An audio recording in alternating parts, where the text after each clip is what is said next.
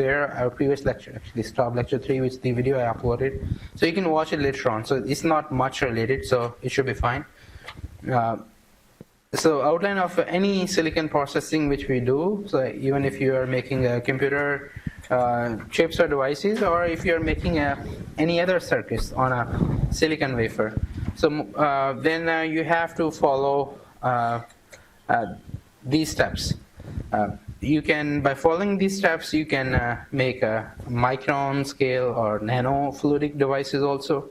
You can print features on nanoscale, also in micron scale. So you can make electrodes, you can make optical cavities on the surface. So you can print solar cells with these processes. So the process setup is very similar, okay? And but first you should know what you really want to do with the, what your goals are, what your application is. So based on that, you can decide what kind of materials you want to print, what should be the size of those materials, what technology to use. But the overall, the processes or the workflow stays almost similar, except there are a few changes. Maybe at some point you might be depositing oxidation, oxide layer, silicon oxide, and other processes you may not need that. So, and sometime if you want to print electrodes on the surface, for example, let's take example of gold electrodes. So if you want to make a nano gold electrodes on the surface for some application, in that case, sometimes the gold doesn't stick very well with the surfaces because it's very inert. So in that case, we sometimes first put a chrome layer, a very thin chrome layer on a silicon dioxide on our glass slide. You first put a chrome layer and then put a gold, for example.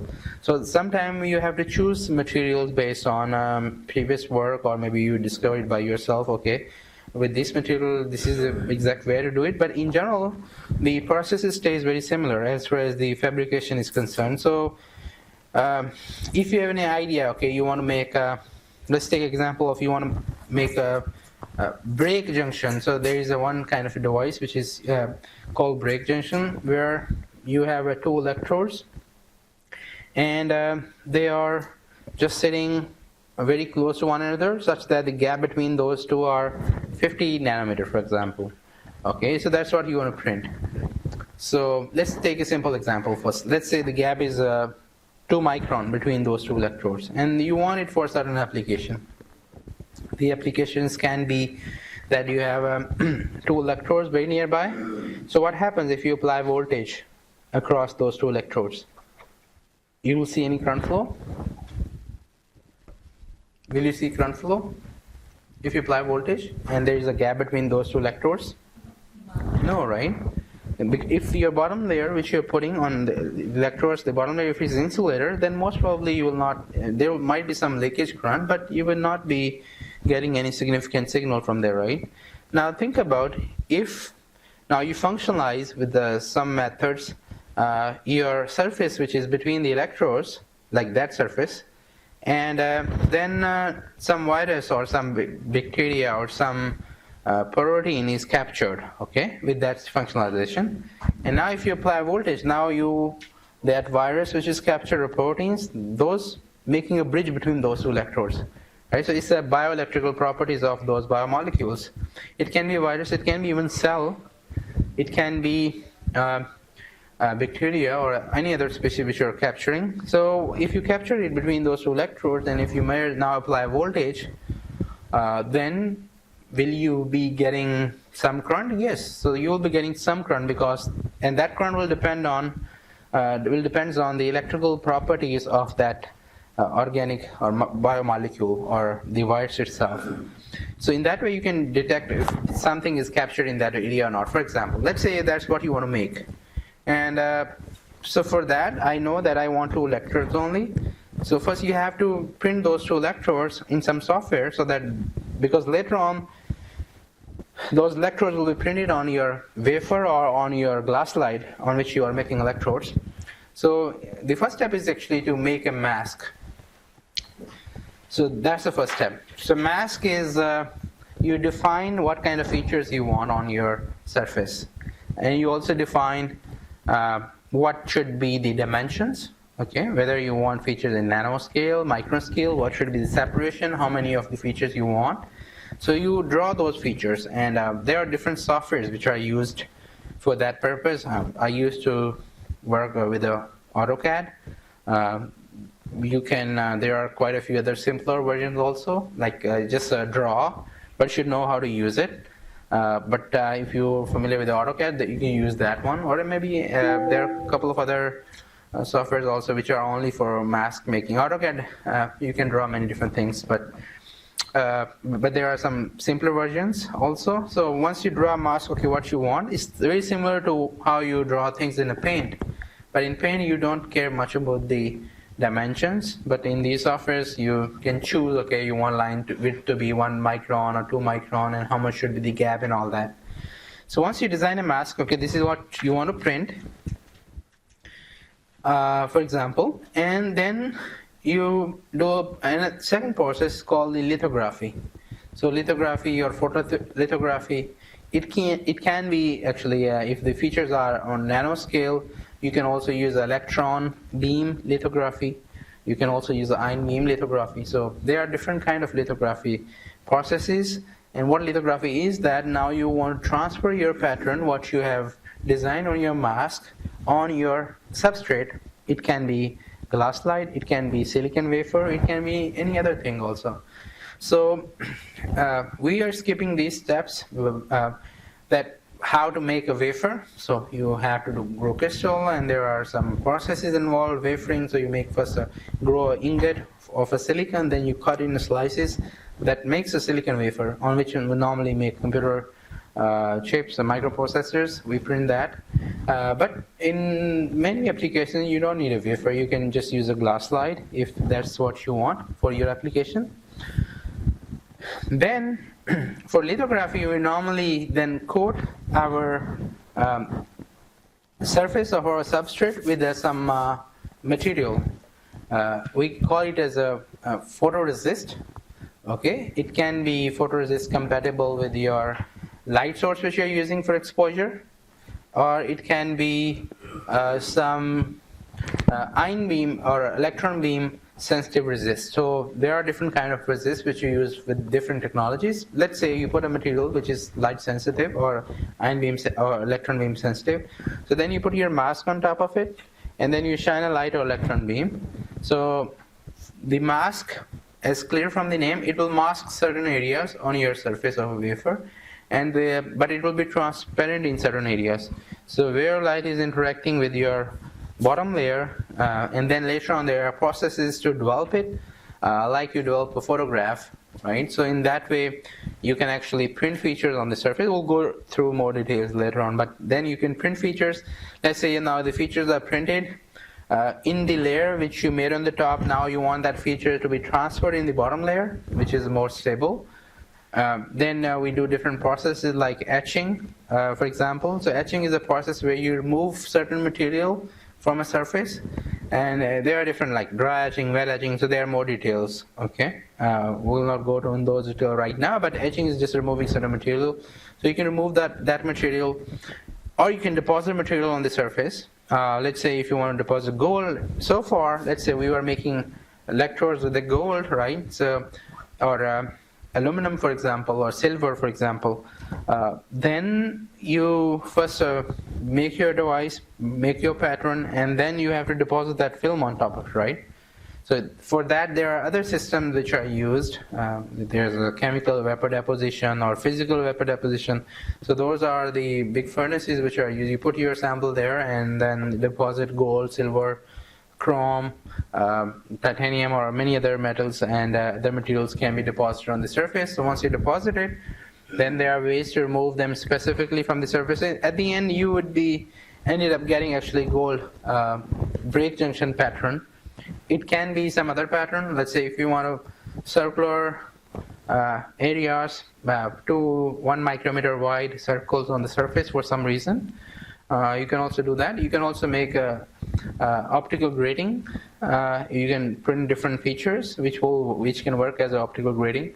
can, when the light shines on it, it can actually, when it can absorb certain wavelength of light or may not be absorbing, but the grading can be nanoscale. So there are many different things you can do with your features which you can make on the surface, or you can also make features which are nanoscale. Let's say you want to make pillars on the surface, small tall pillars, maybe 100 nanometer wide and maybe 200 nanometer high, so those pillars, and you want your surface to be filled up with those pillars, nanostructures, and you want to use that for certain application. Maybe you want to see how cells behave on those pillars, because cells behave differently on a flat surfaces compared to the nano surfaces, right? And you can also decide how much should be the gap between those pillars and all that.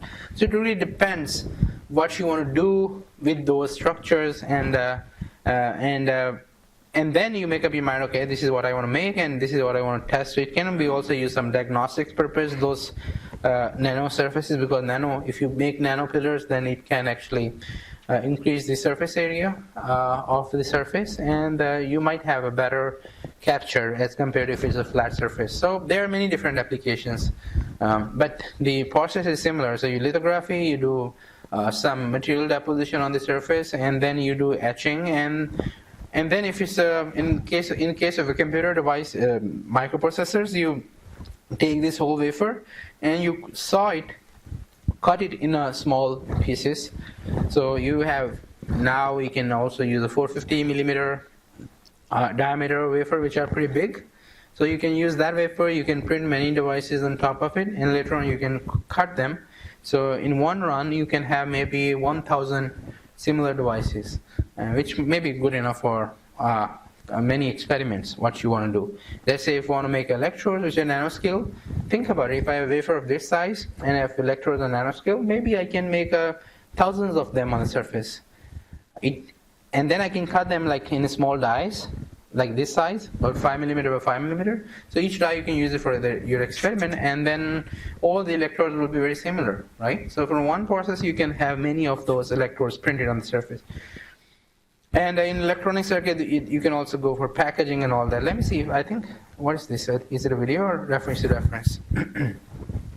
Okay, now let's go through some of those processes which I just talked, like photolithography, etching, and because those are standard processes which are used for many applications. And on and off, we'll also discuss some applications of those techniques where we can apply those techniques, especially in a bio field or biomedical biotechnology field, okay, on the way. But later on, after a couple of lectures, we'll be then using more of, we'll be discussing more of the applications, less of the fabrication methods. But at the start, it's a good idea to give you some background, okay, how to make those features, how to coat some layer on the surface, how to do lithography, but without going into more detailed versions. Without going into more detail. So I also teach another course, it's called Silicon IC Fabrication, which is more about just a fabrication, so no bio. It's like, but we go into more detail inside the processes, what processes are used, what are benefits, what are different options, how we can control the process parameters and all that. So that would not be covered in this course because that's not a focus here. The focus is to go briefly about different processes, and then we'll decide how to use those processes for various applications. So the first one, which is very simple, is called the oxidation process. Silicon dioxide oxidation, when I say, is anything which reacts with the oxygen, we call the reaction to be oxidation. Let's say you might have seen iron. If you take iron and if you put it outside for some time, it reacts with the water and or moisture from the air, and it makes a rust, right? And the rust is what? Iron oxide. So a lot of metals actually react. Gold is very inert. It doesn't make much oxides, but basically many metals make oxide. And oxidation, when some oxygen reacts with the metal, it make oxide, but the material itself is getting reduced. Okay,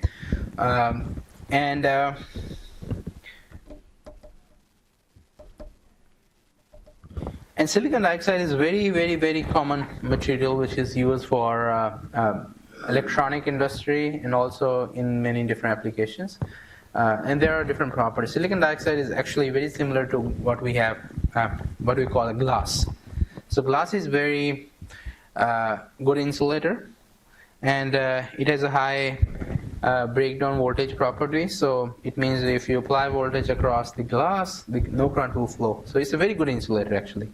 And it's very stable. So stable means that it's already oxide, so it will not get oxidized. So, and if you leave a glass outside for longer and longer, it will stay as a glass. So that's why it's very commonly used. And there are the trick is, if you have a silicon wafer, you can easily print or easily oxidize the silicon into silicon dioxide. So basically, if you take a silicon wafer and you put it outside, let's say in the ground, what will happen? So will you see some oxidation? Yes, there will be some oxidation, and that's called the native oxide. When it's a very thin layer, about 2.5 nanometers. Few layers of silicon actually reacts with oxygen to make silicon dioxide, but after that the process stops. Why? Because now on the top you have silicon dioxide. Now more oxygen cannot penetrate inside to react with the silicon, because silicon dioxide is very stable and it's a very dense material, so it doesn't allow any further oxidation. So that's why if you put a wafer outside, the very thin layer will be grown on the surface, and that's it. No further oxidation. But let's say if you want to grow oxide, which is thicker, let's say you want to grow 500 nanometer oxide for some application. So if you take a silicon wafer, you put it outside, okay, you got only 2.5 nanometer. And now how we can make sure that now we want more oxidation to happen, and for that the oxygen molecules has to go through that glassy layer which we made on the top. And how we can achieve it? Do you have any idea? How we can increase the oxidation rate?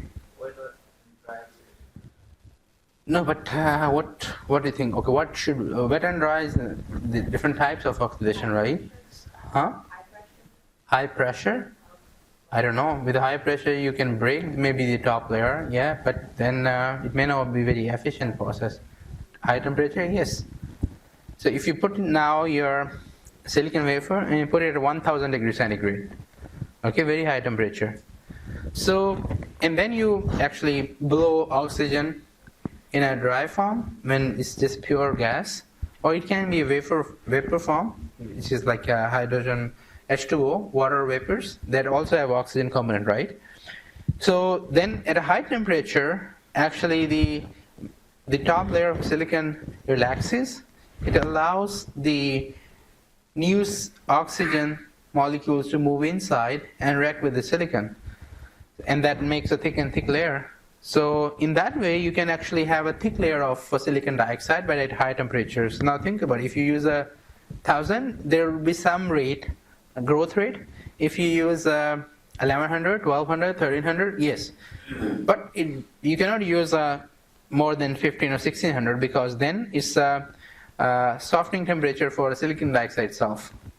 Then everything will melt. Let's say if you try 2000 degrees centigrade. So there's no point. So you use enough temperature to relax the layer such that, and once you bring it back to a normal temperature, then everything is stable again. And it makes a very nice film. So it's a very easy process. This is how the furnace looks like actually. It's just a furnace where you have a heating element. So you load your wafers here. And this is another typical furnace which I used to work on at one time. So you make this furnace, and that's also made up of a quartz glass, which is also glass, because that glass is pretty good up to more than 1000 degrees centigrade. That's fine. It works very well. So you put your wafers here, you load your wafer, you put it inside, you close it, and you turn on the oxygen supply, okay? And then you increase the temperature. It takes some time to heat up the furnace to 1000 degrees centigrade, 1100, maybe half an hour. But after that, you just put in your wafer, leave it for a certain time, and there are some formulas to calculate approximately how much oxide will grow, and at that temperature and that much flow rate of oxygen. And then you can calculate, okay, approximately, and then you can also measure it experimentally, that after 1 hour this much oxygen grows, after 2 hours this much grows. At 1000 degrees centigrade, do you think that the oxidation rate would stay constant? Let's say if we do it for 30 minutes, maybe 200 nanometer oxide is grown. I'm giving you that information. In first 30 minutes, 200 nanometer oxide is grown. Another 30 minutes, another 200 will grow or not? No. Why? Yes. Yes.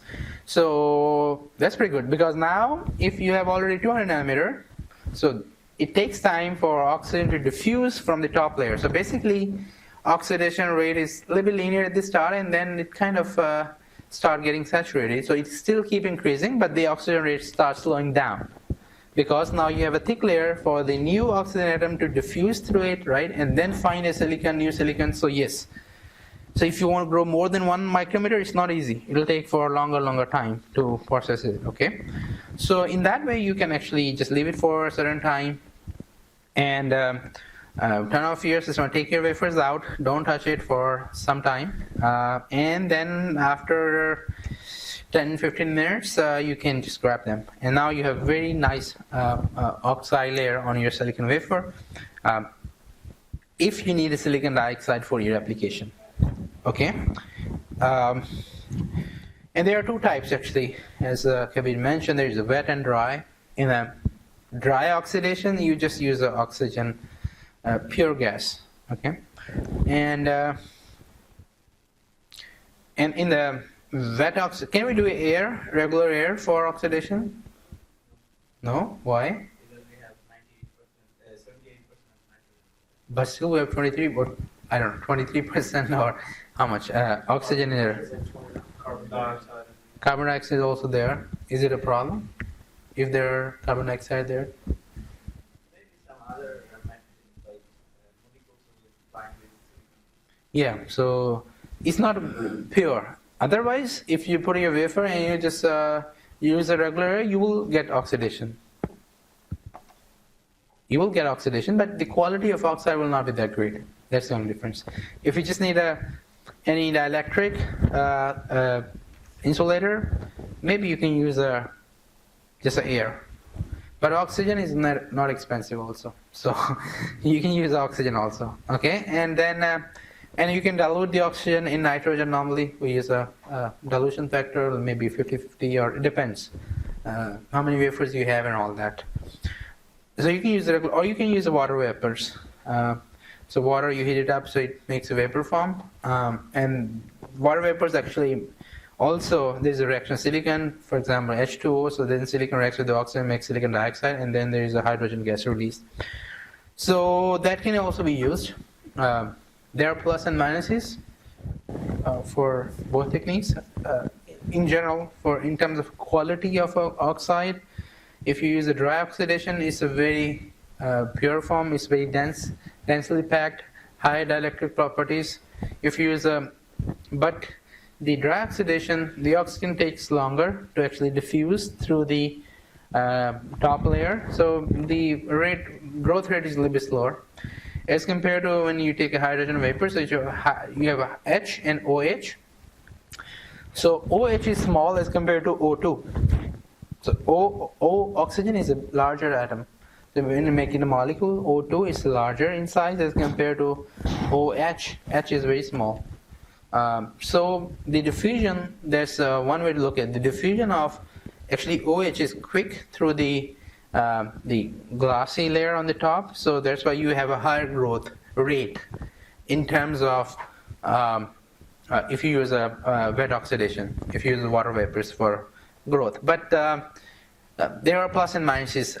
A high diffusion rate, but OH, actually, now this is a little bit more complete. So OH actually also get embedded inside a glassy layer. So some hydrogen, when it get released afterwards, it makes the structure less dense, because the hydrogen has to now release from after the reaction, right? If you see this reaction, the hydrogen will be released. O will react with silicon, then the remaining H will go out. So while going out, it loses the structure of the oxide which are growing. Still, it's a good oxide, but the quality is a little bit lower than the pure oxygen. So the point is, if you really want to grow a thick oxide, then maybe you can go with a wet oxidation. But if you want a high quality, and mostly you don't want to grow thick oxide, then maybe you should go with just a pure oxygen. So then you have good quality but thin layer, that's fine. Because thicker layer with a pure oxygen, it takes much longer. And this is a fact that, when you're growing your silicon oxide on a silicon, so silicon atoms are also getting consumed during the process, right? So each layer you're getting silicon reacting with oxygen, so then silicon is also consumed. So generally 44% of a silicon is consumed during the process. For example, if you grow 1 micron oxide, so out of 1 micron, the 440 nanometer will be silicon getting consumed, and you will add up actually 560 nanometer of height, okay, because of oxygen atoms which are there. And there are many different uses for for oxygen. Let's say it can be used as a etch mask. When we say etch mask, means the oxygen doesn't, silicon dioxide doesn't react with a lot of chemicals, so it can be used as a masking layer. Let's say you make some pattern and you want to etch certain areas on your wafer, so you can grow silicon dioxide on certain areas, and those areas later on when you put your wafer inside a chemical etchant, it will not wreck the areas where you have a silicon dioxide. Okay, so it's a very good mask for etching processes. It can also use an optical window, means you can open up certain area in a silicon dioxide. It will not be chemically etched, but it can allow light to pass through. It is also used as a field oxide and gate oxide. So those are concepts which are related with mostly transistor, but let's look at it, because transistor is also used nowadays in a lot of various bio applications. Let me see if I can find something to write. Okay, it's this one.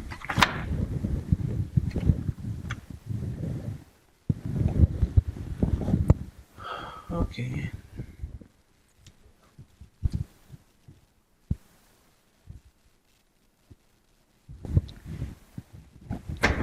So when I say a transistor, for those people who are not from engineering, this may be new for you, but transistor is actually a 3-terminal device. So let's briefly look at it, how transistor works. So because I might be using this transistor word on and off, so it's better to learn a little bit basics. So in transistor we have 3 terminals.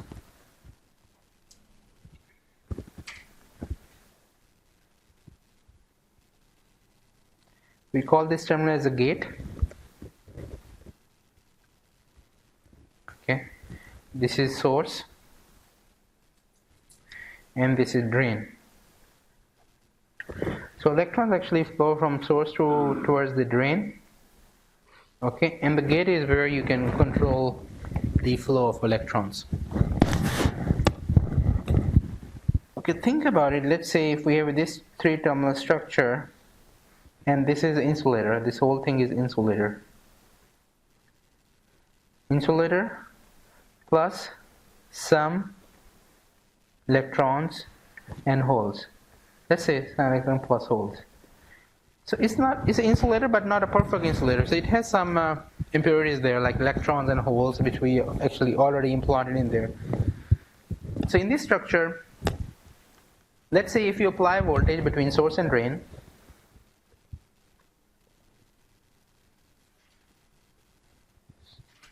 we call it as a VDS, for example.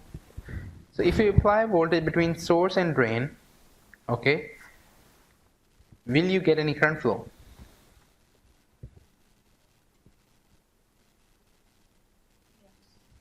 Yes. And that current will flow from source towards drain, but there is an insulator in the middle. Alright, so this whole thing is insulator. So those source and drains are separated with the insulator, so there is nothing in there. There are few minority carriers, electrons and holes, but you would get some current, but that would basically consider leakage current, which will be in nanoamperes, very, very small. And that can be considered as a no current, actually. Okay, very little current will pass through, but basically no current. So then what we'll do, let's say we apply then some voltage here. Let's say I apply some positive voltage here. Let's say plus 1 volt on the gate. So what this voltage does, when you have a plus voltage on this side, right, it will pull up some electrons which are actually all around in the bottom layer. I told you that it has some electrons, so it will pull up. It's a capacitor effect, right? So if you apply voltage at one side, you will get it will pull up the electrons on the other side, right? But these two parts, this gate and this area is not connected because there is a gap there, and the gap need to be filled with something which is insulator or conductor. Who says insulator? How we get a capacitor? So you have two plates, and between two plates, so do we have insulator or conductor? Insulator, right? If you have a conductor, then they are same. So if you apply one voltage, so there is no capacitor, right? So in order to get a capacitive effect, you need to have an insulator there between gate and your bottom layer, this area. We call it as a substrate.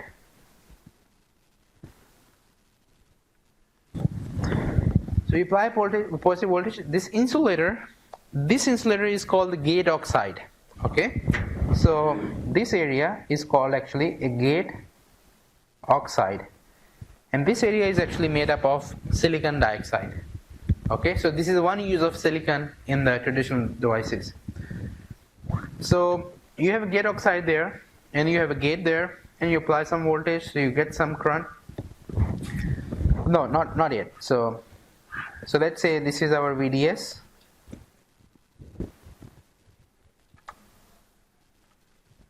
Which is a voltage which you're applying between source and drain, and this is your current. We call it a ID, which is a current which is passing through, or I channel. There are different ways. Let's say it's just a current. So when you apply voltage at the start, when you apply VDS, though there was no current actually passing through it. Okay, it doesn't matter if you apply more voltage to a certain level, and then you apply some gate voltage, and then it pulls up all the electrons which are there based on how much potential you apply here. So you make a very thin layer of electrons there. It's called the channel. So now you are establishing a channel, a path between source and drain, which is now conductive. You know, when you say conductive, it means it has electrons which can flow through it. Right? That's a conductor. So now when you apply your VDS, right? When you apply now the voltage between drain and source, now you already have a channel established between drain and source because of a gate voltage, right? So you will start getting a current flow, and that's so when you apply more voltage between drain and source, you get a more current. Like you in the case of a resistor, right? It's a regular resistor. You apply voltage, you get more current. So V is equal to IR. So more voltage, more current. And then it start getting actually saturated in the real transistor at certain level. Okay, so this is called the saturation. After this point, it starts saturating. Okay.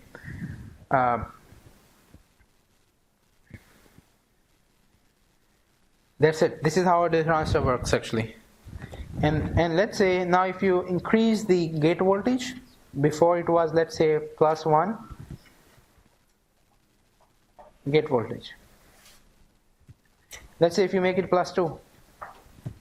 So what can? So it means you now have more electrons in the channel region, more conductive channel.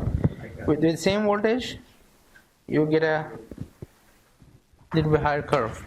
Okay, so this is for plus 2 gate voltage.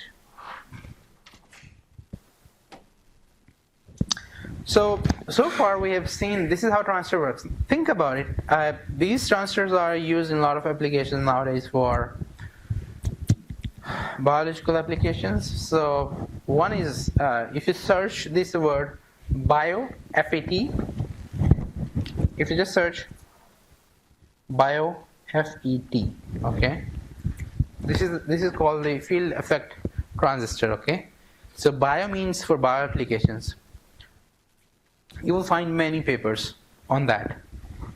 So how this can be used as a bio FET? For example, in a gate region where we are applying a voltage, let's say we make a gate region. Okay, now instead of applying voltage there, we functionalize the gate region with the specific antibodies. Okay, I don't know whether you can see those antibodies or not, but there are some there.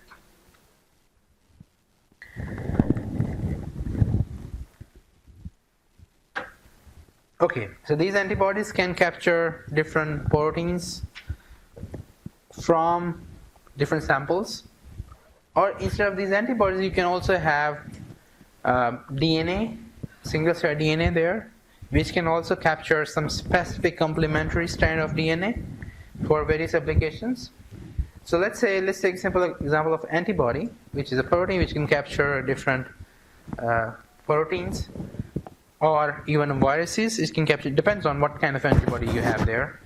So let's say we have antibody, and now if you put a solution there which also has a protein of interest.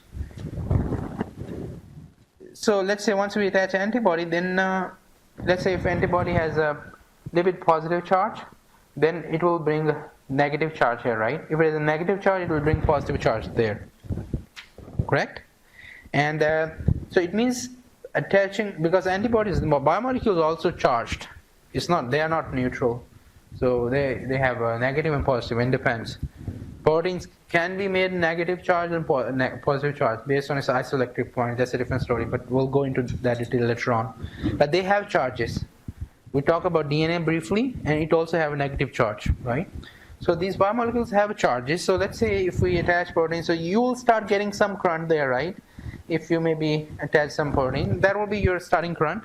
And now let's say you put a sample which has a protein of interest which you want to capture, or viruses. So let's say viruses. So if the viruses come here and maybe attach with some of it, so will there be a more charge on the gate? Yes, there will be more charge. It will either reduce this channel region charge, or it will make it more. So it depends. So let's say if it's positively charged also, it will bring more negative, it will pull more electrons from the surface. Then you get actually higher current flow.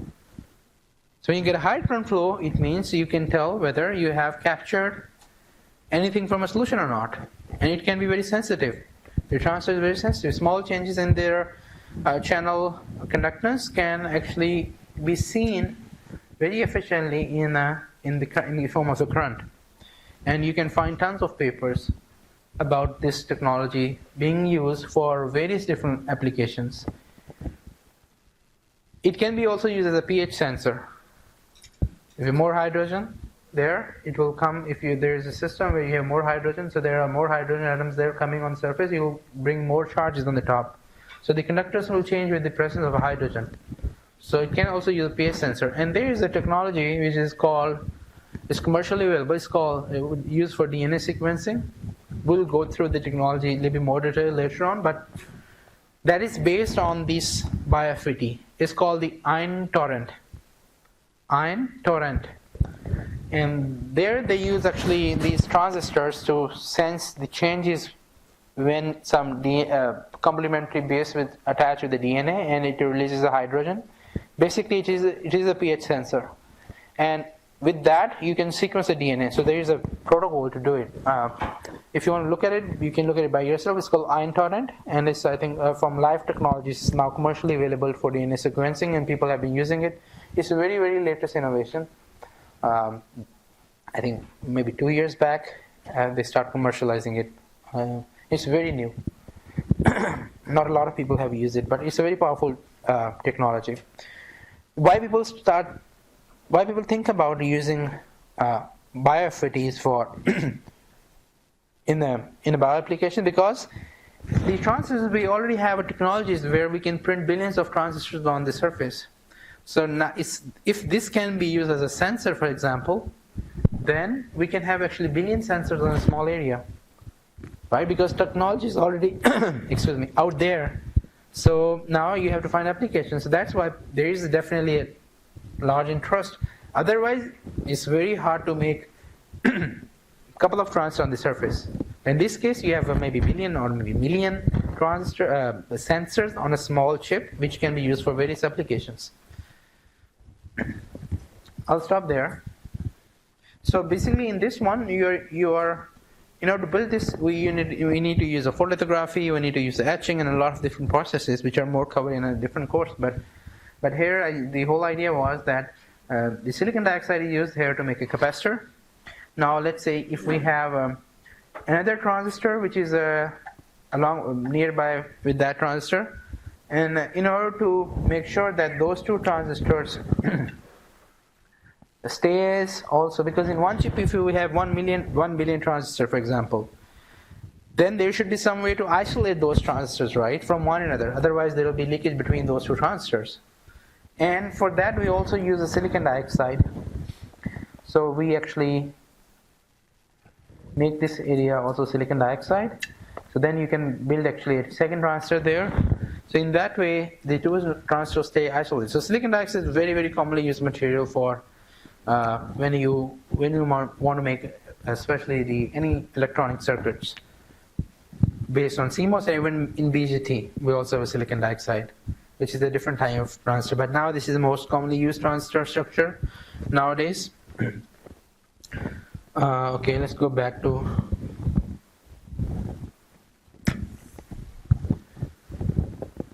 Okay, and there are some equations. It's called the Deal Groove model, which you don't have to learn it, but I just want to show you that you know that there are some theoretical models already developed, which can be used to estimate the growth rate at different temperatures. Okay, so and that's called so with this model, there are some tables given which people have already calculated. You are given certain values of A and B's. And then from there you can calculate the estimated time to grow specific oxide at that temperature, and normally you can get a very reasonable time estimate. And with your experiments, then you can learn it later on that you have to modify your time slightly, but it can give you a very good estimate. Okay.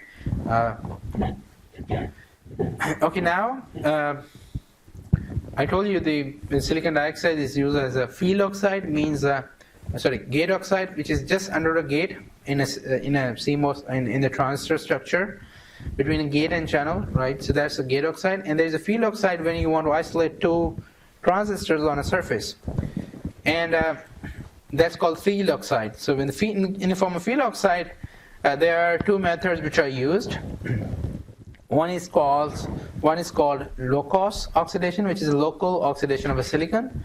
So what they does in that method is that you first do lithography with the lithographical processes. You actually open up certain area. So this is silicon. You then put a nitride there, deposit nitride with some process which we have not learned so far. But yeah, let's assume that we have a nitride on all the surface. Then we do lithography to open up this area. And then we grow oxide. So the oxide will only be grown to area which is open. So basically you will have a thick oxide grown there. The nitride, silicon nitride, doesn't allow the oxygen to pass through, so it will be selective reaction. So this is, in this place, silicon nitride is acting as a mask. Okay, and then you can strip that oxide, the nitride, and then this is now the thick oxide which you have grown here. And now you can build your devices on this side and that side. Okay, so this will be acting as a separation between those two transistors. There are other methods, because now if you use this method, then you see that long growth on the edges, on the sides. So that's taking a more area. It's called the bird's beak because the shape resembles the bird's beak. But the goal was that how we can reduce this bird's beak effect. So for that, what people thought, okay, they can use a fully recessive oxide. There's another technology very similar. Basically, they first dig a small hole there with the etching process, and then grow oxide. So in that case, when the oxide is grown, they see lesser bird beak effect. Okay, and there is another technology which is nowadays commonly used. It's called shallow trench isolation. So basically, what they do in this method, they first dig a very deep hole with the etching process, and then they actually start filling it with the oxide, deposition, and then at the end, this is the structure which you get. Basically, it's more deeper but less on the sides. So in that way, you can have a very deep silicon dioxide structure there with this method. And in that way, it means you can have more devices. You can have one device on this side and that side, but the overall area which two transistors are taking is lesser as compared to if we have this kind of isolation between those two transistors. So then it means it's long on the surface, it's wider, so it will take more area. And we want to make sure that we can put on more and more transistors in one device, so we have to maybe use the technologies where we can effectively isolate two transistors. Let's say if we have reduced the size to half, it means because between each two transistors we have this isolation of silicon dioxide. So if it's a 1 billion transistor, so you have 1 billion isolation regions also. So it means that will it be 1 billion isolation regions or half a billion? Question for you guys. If we have a 1 billion transistors on a chip surface, and this isolates silicon dioxide growth region, which is called the silicon isolation or field oxide, it is between each two transistors. So how many of these regions you will have on a chip surface? Half billion or 1 billion? 1 billion minus 1. 1 billion minus 1. That's correct. So not half, because it's between each two. So maybe first one is extra, but then within each two you have a separation. So it will be actually 1 billion minus 1. Okay? Then you can actually have, if you reduce that area to the width to half, you now think about how much efficiently you can put. Maybe you can put almost double amount of devices on the chip surface by just improving this method. Okay, this is typically how the this is a real structure from Texas Instruments, 1999. How the transistor looks like. This is a gate region. This is a source. This is drain. Okay, and this is what? What? Isolator. We call it a field oxide. And there is a very thin layer here, which is gate oxide. Okay, so this is how the transistor looks like. So gate, source, and drain. And these are isolators, so there will be another transistor on the other side, and there will be another transistor on this side also. And this is how we can use it for different measurements. So these are some of the, to give you just idea, what kind of numbers we are talking about when we talk about these transistors. Just 65 nanometer technology node. So right now people are working on 7 nanometer or 5 nanometer technology node. Okay, so this is 65, which is still like not really bad. This is what the technology used in 2000. And later on also, people then moved to, I think, 40, and then 20, and then so 10 and 7 nanometer node technology is not, there are no chips made, but still those are under development. So 65 nanometer technology means that the minimum feature size on your chip is actually 65 nanometer. This doesn't mean that the whole chip is 65, whole transistor is 65 nanometer. The whole transistor is larger, but the minimum feature size which you have in that transistor is 65 nanometer, and that's basically the gate width. So how the gate width is normally 65 nanometer in this case. If it is a 7 nanometer technology, then this will be 7 nanometer. So that's how they define it. But basically, if you look at the number, the oxide, TOX is oxide thickness. So oxide thickness is how much?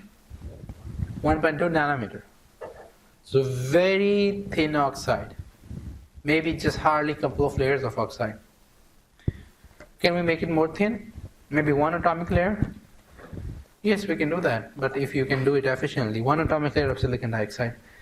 But then what's the benefit of reducing the thickness of the field oxide, the oxide here. What is the benefit? So maybe then you can apply actually less voltage to pull up same number of electrons.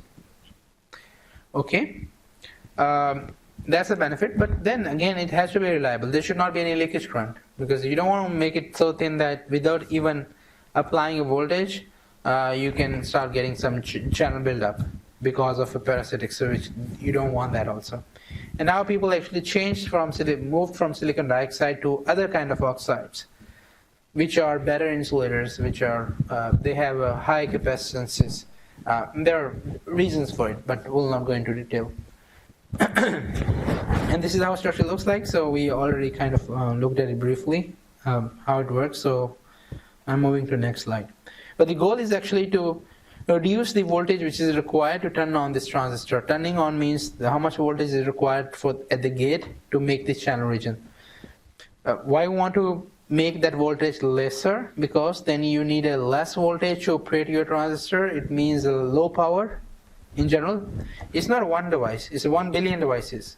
So if you operate them at a low voltage, means low power. Power is what? V into I. No, not IR. V is equal to VI. Okay, voltage into current is called power. How much voltage you are using and how much current is flowing through is called the power. And you want less power. Less power means maybe with a small battery, then you can, even let's say for this computer, if I can operate at low power, then with the same battery I can maybe live for double the time than what I'm living right now. So the low power is very important. And then there are also heating issues. It's a high power, more current is passing through, the system will also heat up. So there is definitely reasons to go for low power devices which are energy efficient, and they are also heat efficient. So they don't heat up, the system doesn't heat up very quickly. Excuse me. Because heating is a major issue. Think about 1 billion transistors working on, the current already turning on and off, and they can heat up very quickly. And we don't want that. Okay, so now let's talk about another technology which is very commonly used for a lot of applications. Very, very, very common technology. Again, very important, but very simple on the second note. And that's called the photolithography. That how we can use the light to print devices on the surface. So the process flow is very simple. So you make a mask. So mask, you can make certain regions which are transparent, and you make certain regions which are not transparent. Okay, and then you take your wafer or substrate. Then you put a photoresist, which is a layer which is light sensitive. Okay, you put it on the surface of the wafer. You put your mask on top of it. Mask a certain regions which are transparent, certain regions which are not transparent, and then you shine a light. When you shine a light, light will pass through only to those regions which are transparent, and it will not pass through those regions which are not transparent. So how we can make certain regions which are not transparent? We normally use a chrome. It's a metal. It doesn't allow even gold can be used. So gold actually is a very good reflector. 99.99%. 999% light can be reflected back very efficiently from the gold surface. So the point is, but chrome is cheaper, so that's why we use chrome. So the chrome also is a very good material to make regions so that the light cannot pass through. Okay, so then the other regions are made of glass, and the light passes through the glass.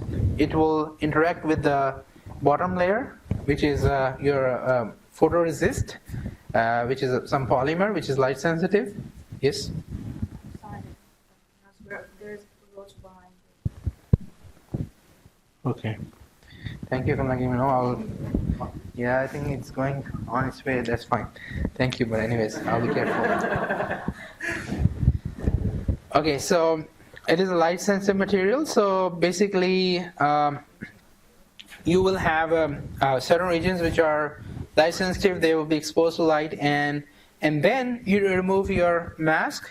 So you actually expose the surface based on their mask pattern, and then there's a chemical called developer, Actually, you put your wafer in a developer like you develop any photo film, and then the areas which are exposed, actually, they will be dissolved in that developer, and then you can have a pattern made on the surface. So it's that simple. And there are two types of resists available, photoresists. So one are the resists which are called the positive resist, where the area which is exposed to light, that get dissolved later on. And there are other types of resists also, which are totally reverse. The area which is exposed to light, that stays there, and the area which is not exposed to light, that goes away. So those are called the negative resist.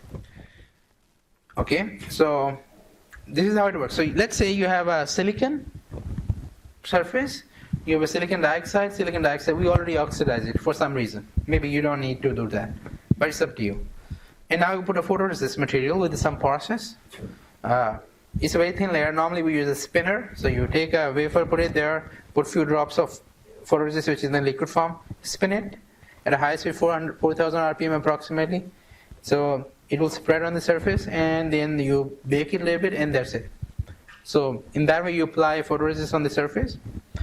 You can do, by the way, all these processes in a clean room. Unfortunately we don't have it here, but there is one at FIU, and there is also one at the University of Miami. In case if you ever want to use it, you can actually access those clean rooms at a low rate. FIU, we have a privilege from FIU, I believe, that they are offering us a reduced rate. Some of my students actually working with me and other professors, if they have to use any of those technologies, we go there and do work there, and then come back, bring your wafer with all those features which you have made. So if you have proper clean room, you can do all this, by the way. It's not like all fantasy. So then you have silicon oxidized, you have photoresist on the surface, and now I'm removing that material for a reason, but forget about it. And this is our mask. So the mask, the golden means it's not transparent, I believe. This area is opaque, not transparent, and this area is transparent, okay? Below is transparent in this case. Then we shine a light. The light will only pass through the area which is transparent, right? So what it will do, it will then later on, once we put it in a developer, basically this mask has to be removed, which I didn't remove it here, that's a mistake, but basically when you put it in a developer, then this photoresist which is removed, it will be dissolved in a developer, okay? And then you have this pattern made. So then you have photoresist, and this is nothing there, okay? This is empty. So, but now this pattern is in a photoresist. And then we can also transfer this pattern into silicon dioxide, because photoresist is a polymer, not very stable. We can transfer it into silicon dioxide, which is more stable material. It may be needed, may not be needed. For that purpose, we can just use etching. Etching is when you put in another chemical. For example, you can put it in a hydrofluoric acid. For different materials, different chemicals are used. So hydrofluoric acid, HF, which is a very nasty acid. The reason is that if you put a HF here, and I cannot recognize by its smell, it's smellless. It doesn't have any smell. I don't know, I think it's tasteless also. So if you see it, it's colorless. It looks like water. But if you touch it, nothing will happen for some time, because it doesn't react with your skin much. It reacts with the bones. It reacts with the calcium. So if you're exposed to HF, it actually diffuses inside your skin and starts reacting with the bone, and that's when you figure out actually, okay, I have this exposure, and how to deal with it. Because if it's on the skin only, then you can just wash it. There are many ways to actually take care of it, right? That's like a sulfuric acid, which is you can smell it. No, you cannot smell it, but if it's nearby, you can sense it, okay? And then HCl is also, and the colors are also different. There are fumes which you cannot inhale easily, so you can easily understand this is acidic. But HF, the problem is, it looks very clean like water, but it's very, very dangerous. So whenever you're working with HF, make sure that, let me check where it is gone. Okay, looks like it's under the table right now. So when you and the second thing is HF. So there are certain actually, if someone has exposure, there are certain ointments in the form of a tube which you actually can put it on the area, and the ointment has a more calcium content. So what happens then? The HF will, the whole purpose is that you provide calcium outside, so the HF will also diffuse towards the calcium. So in that way you kind of mitigate some effect, but it's still, you have to be very, very careful if someone is working with HF.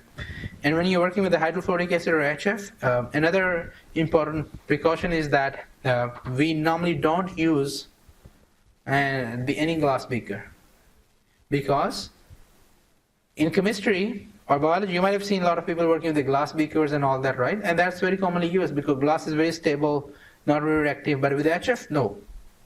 With the hydrofluoric acid, it reacts with the glass. And if you put it in a glass beaker, then it's gone. So we use a Teflon for that, by the way. And for storage, we also don't use a glass bottles to store it. We also use plastic bottles of different form to store the HF, or Teflon-based bottles, okay? So in this case, because it reacts with the glass, it can take off glass very selectively. So if we put this wafer in HF, what will happen? So HF will only react with the silicon dioxide, which is a glass, and you can take off the silicon dioxide from the area which is exposed, but it will not react with the polymer, which is photoresist. In that way, you can transfer your pattern actually inside a silicon dioxide, and then you can actually, so this part has to gone, by the way, so it's not good, but anyway, so you can actually transfer your pattern into silicon dioxide. In that way, you actually transfer your pattern inside the silicon dioxide. So this is silicon dioxide, this is silicon dioxide, and this is nothing there right now. So this is the one way to do it. So you know what kind of resist we use in this case? Can you tell us whether it was a positive or negative? It was positive. Why? Because the area which was exposed is gone. That's a positive.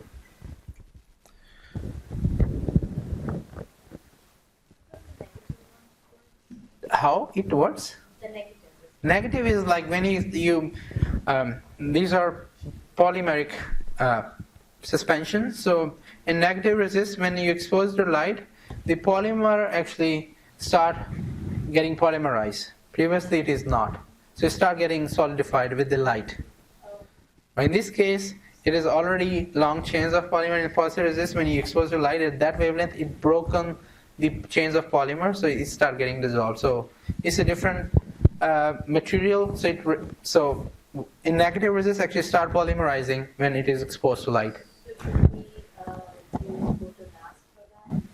We use an inverse photomask for if you use a positive or negative, you can have same features with the both of the resist, but you have to use a reverse mask. The areas which are transparent, they have to be opaque in this case if you want to have the same features. Okay, but both should be fine for most of the applications. So this is how it works. So you have silicon dioxide, silicon dioxide, you put a mask. So if you put a mask, the mask has this area which is exposed. In the case of a positive resist, okay, this is a positive or negative? Okay, this area is actually opaque, means light will not pass through this shaded area, only the other path the light can pass through. And after exposure, in the case of a positive resist, the area where light passed through, it will go away, right? In case of a positive resist, you will get this kind of a feature in a resist.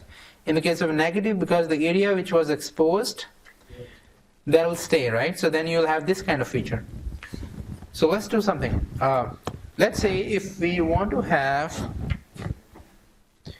okay, if you want to write,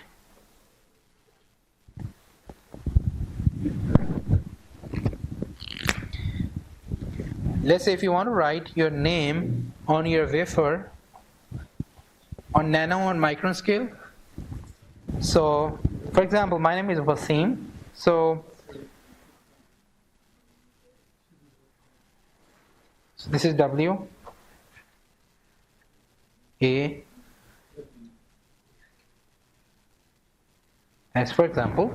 So I'll not compare it. So let's say if I write Wasim, and if I want to write it on a wafer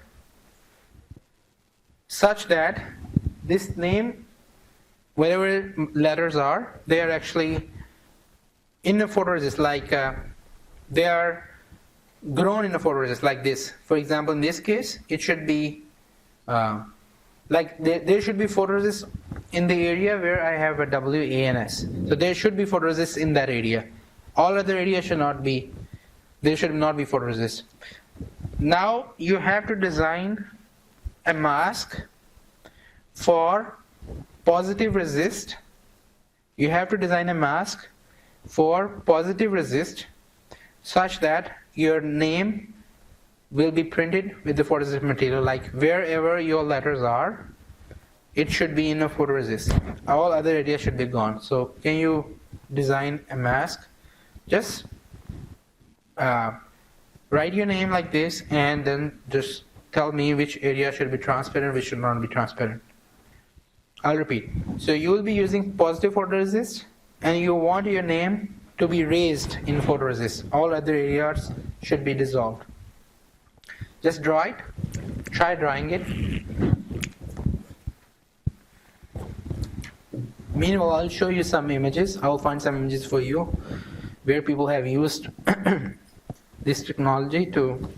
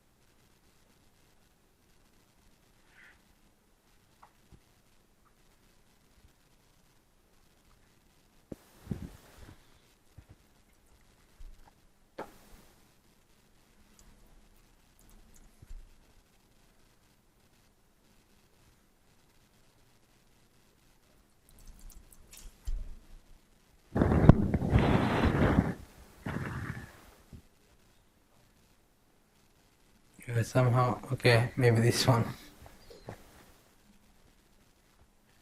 A lot of people, when they print these their articles, they actually, when they make device, they also print their names with the device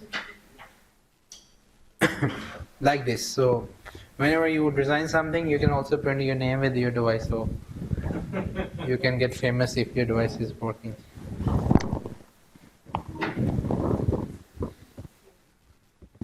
Is there? Okay.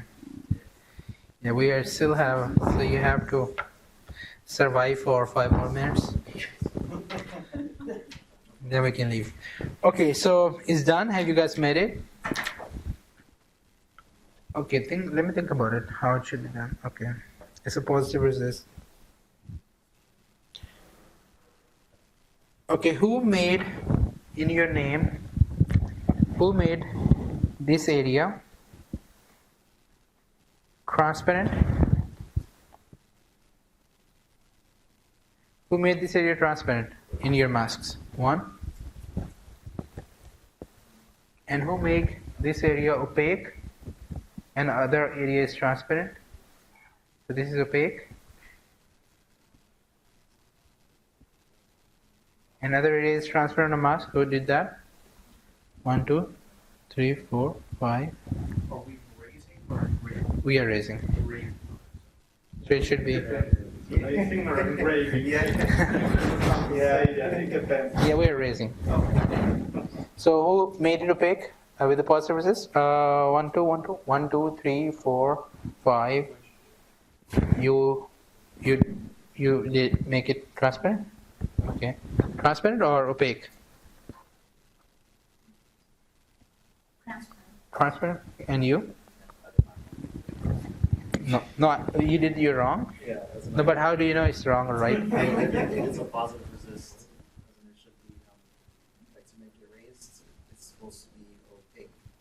Okay, yeah. So you know it. Okay, so what's about you? What's your name? Alpha. Anubhav? How you spell it? Oh, Abab. Okay. Abab, right? This is the right pronunciation? Okay. It's a little bit hard to say it, but anyways, you didn't make anything?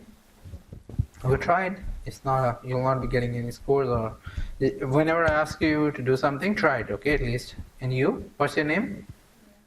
Samira. And did you draw something? What was that? Okay. Okay, that's good. That's right. So this practice, what we're doing in class, is just for you guys. Okay. So don't worry. If you make it wrong, that's fine. But at least try it. Okay. So it has to be opaque. So this area for positive resist, then it will be raised features in your resist with the positive resist. But if you use a negative resist in this case, then it will be recessed features, okay, with the same mask. If I use this mask for negative resist, then I'll get a recessed features with that. And that's not what we want. So basically, based on that, you can decide with using positive how to make your design your mask accordingly. And you can also set the dimensions. If you want to print your name, let's say like these people have printed, for example, AML or SEC or something, or maybe this one. So you can also print it and with your circuit. It can be, you can also print your name in nanoscale. You can make electrodes with your name also, right? That would be interesting on nanoscale. So let me go back.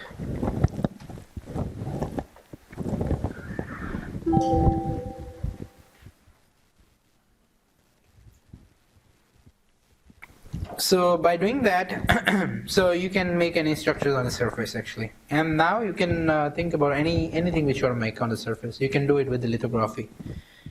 But it has, the photography has some limitations in a way. But before going to limitations, it's a very, very good process. It's repeatable, very reliable. A lot of people are using it. It's a high throughput. Why high throughput? Because now if you are exposing the whole wafer, you need just expose it one time, mostly. Just expose a few seconds, 10 seconds, 1 minute, and that's it. All the features are printed, and you can print maybe thousands of devices with the just few seconds. So that's why it's a very high throughput process. Let's say if we're using a process to make devices on the surface, and if it's taking, let's say, 10 minutes to make one device, like E-beam lithography, for example, which has a high resolution, means you can make things very, very small in nanoscale with electron beam lithography, but it's a serial process. It doesn't expose the whole wafer. So then it takes forever. So for industrial point of view, it becomes impractical to use a technology which might be super resolution, but if it is slow, then it will not be usable.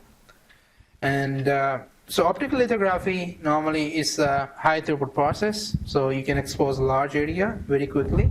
I will continue from the same slide in next lecture. Okay, and if you have brought your homework, please, you can leave it on this table, okay?